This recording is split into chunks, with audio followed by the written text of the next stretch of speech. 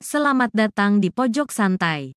Sebelum Anda mendengarkan audiobook ini, kami menginformasikan bahwa channel ini adalah review audio dari buku yang ada di Indonesia. Untuk membaca keseluruhan buku ini kami menyarankan membeli buku aslinya di toko buku kesayangan Anda, baik offline maupun online. Keberadaan channel ini dimaksudkan untuk membantu Anda mendapatkan pengetahuan dari buku-buku kesayangan Anda.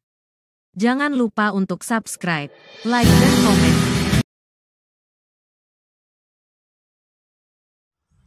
Selamat datang di Pojok Santai, channel khusus yang membahas komik dan novel dengan cara asik. Kekalahan oleh Ranata membuat Wiro Sableng alias pendekar kapak maut Naga Geni 212 serius menganalisanya.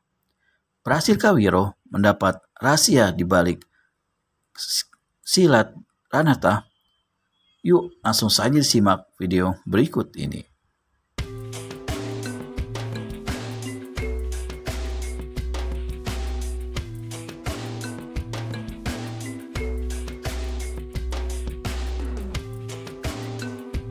Dan pendekar ini jadi tertawa gelak-gelak.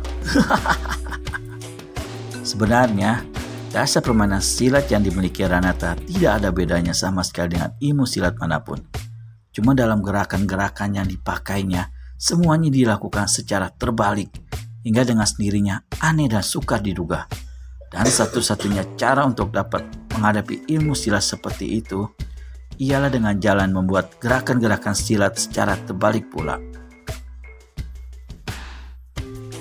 Bukit Gong. Seperti telah dituturkan sebelumnya, bukit ini berbentuk bulat. Pada pertengahannya terdapat bagian tanah yang tinggi memuncung ke atas yang juga berbentuk bulat. Bentuknya yang seperti itulah yang membuat bukit itu dinamakan Bukit Gong. Sebuah bangunan kayu jati berukir-ukir amat bagus berdiri di puncak Bukit Gong. Inilah tempat kediamannya Munding Wirya, orang tua sakti yang telah membawa gadis cilik adik kandung Rati.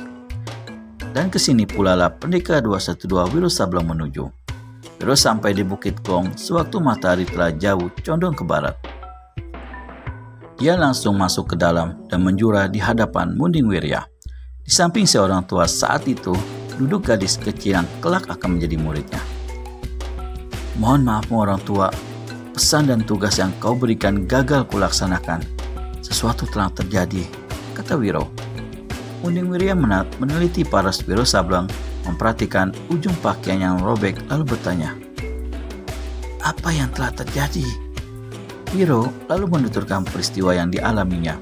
Munding Wirya mengangguk-anggukkan kepalanya. "Coba terangkan ciri-ciri orang tua itu," katanya. Salah lagi. Pasti dia adalah Citra Karsa," kata Munding Wirya.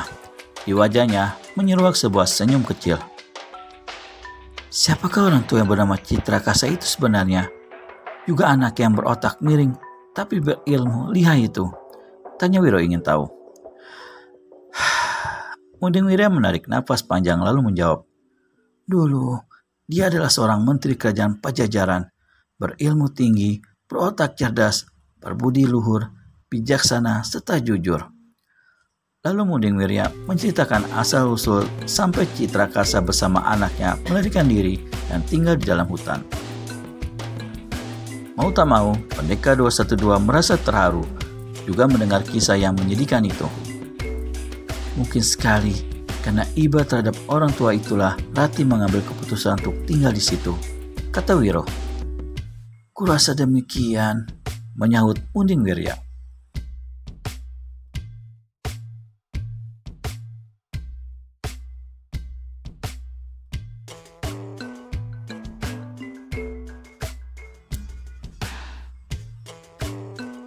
Setelah saling berdiam diri beberapa lamanya dengan berbisik-bisik, Wiro kemudian menerangkan tentang kematian Ibu Rati di hutan Bludak. Munding Wirya mengatupkan bibirnya rapat-rapat dan membelai kepala gadis kecil di sampingnya. "Kelak, hari pembalasan akan tiba bagi manusia-manusia terkutuk di hutan Bludak itu," desis Munding Wirya. "Mungkin ada pesan atau tugas lain yang harus kulaksanakan sehubungan dengan pertemuanmu dengan guruku?" bertanya Wiro. Munding Wirya menggeleng. "Jika begitu, perkenankan aku minta diri sekarang. Munding Wirya mengangguk dan mengucapkan terima kasih. Dengan terpincang-pincang, Camparanik berlari menuju ke selatan.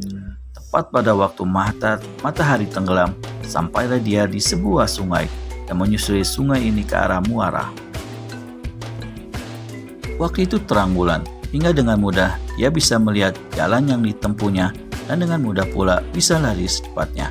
Akhirnya, perempuan tua renta ini sampai juga ke muara. Pada tempat pertemuan air sungai dengan air laut, terdapat sebuah delta subur berbentuk pulau kecil. Di sinilah berdirilah sebuah bangunan bambu yang pada puncak atapnya ditancapi dengan selai bendera hitam bergambar kepala burung hantu berwarna kuning. Dengan berenang dan dalam keadaan basah kuyup, Camparanik akhirnya berhasil sampai ke bangunan tersebut. Jauh-jauh dia sudah berteriak, "Soka! Soka! Adakah kau di dalam?" "Buset! Kamu dari mana yang berkauk-kauk maghrib-maghrib begini?" Terdengar suara menyaut. Lalu pintu bangunan terbuka dan sesosok tubuh keluar terbungkuk-bungkuk. "Buset! Kau rupanya Camparanik. Hei, kenapa larimu pincang?"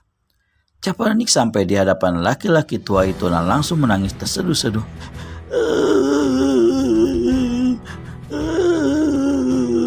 Air mata berderai, matanya yang cuma satu dan membasahi pipinya cekung keriputan. "Buset, begitu muncul, tak ada hujan, tak ada angin, kau lantas menangis di hadapanku. Apa-apaan kau ini Camparanik?" Teguran itu membuat tangis Camparanik semakin keras dan rawan. "Kalau tak ada apa-apa, masa akan aku menangis?" katanya. Damasoka, demikian nama laki-laki tua renta berbadan bongkok itu, geleng-gelengkan kepala, memegang bahu Camparanik lalu membimbingnya masuk. Setelah Camparanik duduk di sebuah kursi bambu, maka berkatalah Damasoka, "Nah, sekarang kau terangkanlah apa yang membuatmu sampai menangis. Juga terangkan kenapa kakimu pincang." Untuk beberapa lamanya, Camparanik tak menjawab dan masih terus menangis.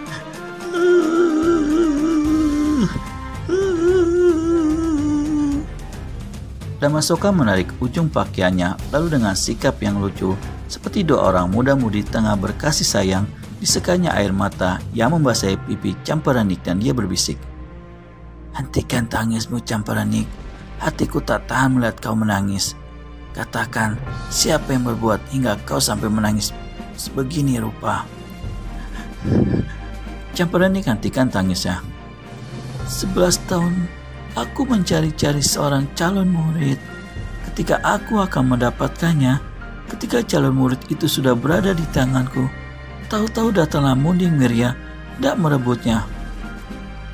"Dan dia berhasil merebut calon muridmu itu?" tanya Damasoka. Saya mengusap mukanya. Baik muka maupun kedua tangannya berwarna kuning. Sepasang matanya besar hitam, alisnya tebal, menjulai, dan hidungnya tinggi bengkok. Bibirnya lebar dan tipis. Keseluruhan parasnya persis seperti burung hantu. Sudah hampir 7 tahun Damasoka mendekam di muara sungai. Siapa saja yang keluar masuk muara itu, terutama kaum nelayan, diwajibkannya membayar pajak yang dibuatnya sendiri. Dan mereka-mereka yang tak mau mematuhi hal itu pasti akan mendapat celaka. Banyak orang yang mengeluh, namun tak seorang pun yang berani turun tangan. Damasoka berhati sejahat iblis. Karena itulah dia cukup pantas mendapat gelaran hantu kuning. "Tidak, Bang, dua bangka itu tak berhasil merampas calon muridku.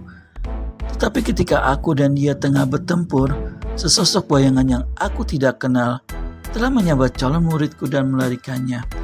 Aku hendak mengejar, namun Munding Wirya itu melepaskan pukulan buana biru yang berhasil menyerempet pinggulku hingga lariku jadi pincang."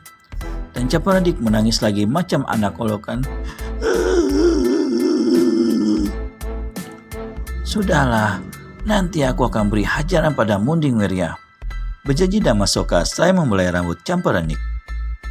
"Tapi calon muridku itu kita akan cari sampai dapat. Dan pinggulku yang sakit ini," merajuk Camparanik. Aku akan mengobatinya," jawab Damasoka. "Coba, kau bukalah kainmu. kata laki-laki ini dengan tersenyum.